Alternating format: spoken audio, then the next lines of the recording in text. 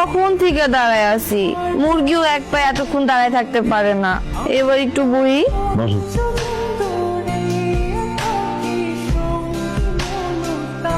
কি লিখছো? I love you sir. লাগারো কোন পায়ে যেন দাঁড়াইছিলা? ডান পায়। বাম পায়ে দাঁড়াছো। সাব্বির ভাইয়া, সরি স্যার। আসসালামু আলাইকুম। ওয়ালাইকুম আসসালাম। আসছিলাম। কই আসছিলা? জি আমি তো এই যে বাজারের মোড়ে আসছিলাম, পত্রিকা পড়তেছিলাম। ধরো এই টাকাটা দাও, হাটে যাইবা, যা কাটা 3 কিলো আনবা, ওই যে গোয়াল কাটা মেরামত করতে হইব।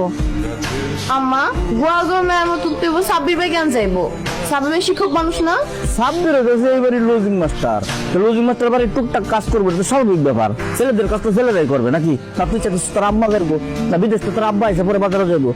মামা, তুমিও তো পুরুষ মানুষ, তুমিও তো যাইতে পারো। তুমি সারাদিন বাসায় বই থাও। আচ্ছা সমস্যা নেই, আমি যাইতেছি, তো কঠিন কোনো কাম না। সাব্বাস, এই তো পুরুষ মানুষের মতো কথা আপা।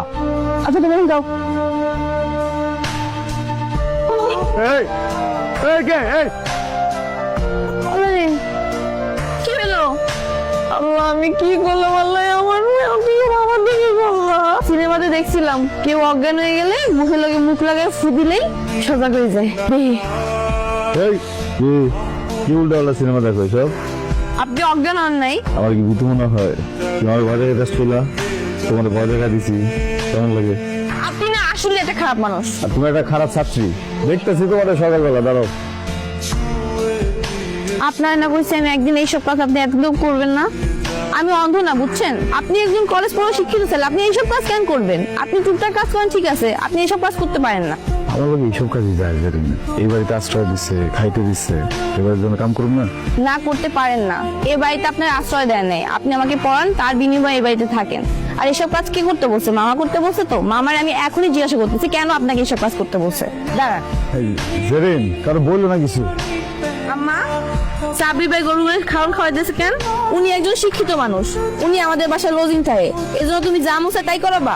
ও যেদিন প্রথম এই বাড়িতে আসছে, অর্থাৎ আমি ফাইনাল কথা বলছি, এই বাড়ির টুকটাক আদর করতে হইব। ও তো সব দায়িত্ব শুনে এই বাড়িতে উঠছে। তোর একটা কথা আমি কয়ে দিতেছি, আর একটা দিন যদি তুই ওই স্যারেলে আমার লাগে কোনো কথা কইছো, তা ঘাট ধাক্কা দিয়ে বাড়িতে করে বাড়ি করে দিব, কথাটা মনে রাখিস। একদম ঠিক আছে, খালি ঘাট ধাক্কা না, দৌড়ে না পাশা দিলে লাগছে তুমি। তোমার কতবার কইছি না আরে দরজা নক করবা? ফ্যান অফ করে রাখছেন কেন? ফ্যানের শব্দে পড়তে পারি না। ফ্যানের শব্দে আপনার পড়তে সমস্যা হয়। লাইট কি দোষ করছে? লাইট কেন অফ করে রাখছেন? লাইটের শব্দ কি পড়তে সমস্যা হয়? খাওয়ার সময় তো কথা বলতে না। প্রতিদিন এই ডাল আর অর্ধেক ডিম ভাজি দিয়ে ভাত খেলে আলসার হয়ে যাব।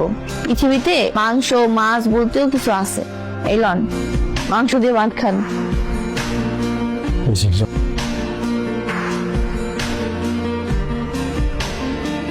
এটা পারছে না। চলেন। কি করতেছো? খেলতেছি তো। আম্মা আপনারা ডাকছে। আর মাথা কাজ করতেছে না, এক কাজ কর, তোরা খেয়াল, আমি একটু আইতেছি। হ্যাঁ চলো। খালাম না তুমি?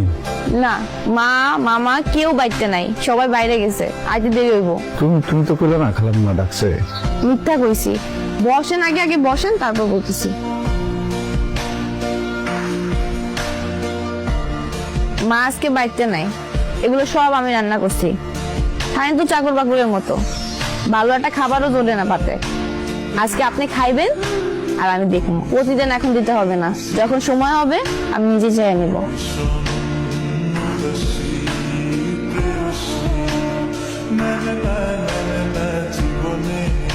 সাবির ভাই, আপনি কি জানেন যে আমার বিয়ে ঠিক হয়েছে? আর পাত্রপক্ষ কয়েকদিনের মধ্যে দেখতে আসবে। আমার লগে আমি দেখতে গেছিলাম, ভালো আছে। তোমার তো রাজ কপাল। সাব্বির ভাই, আমি আপনাকে ভালোবাসি। দেখেন সাব্বির ভাই, আমি আপনাকে অনেকভাবে বোঝানোর ট্রাই করছি আমি আপনাকে ভালোবাসি। যাই হোক, আম্মা যেই ছেলে আমার জন্য পছন্দ করছে, ওই ছেলে আমার একদম পছন্দ না, আমি বিয়ে করতে চাই না। আপনি যদি রাজি থাকেন তাহলে আপনার ব্যাপারে আমি আম্মার সাথে কথা বলতে পারি।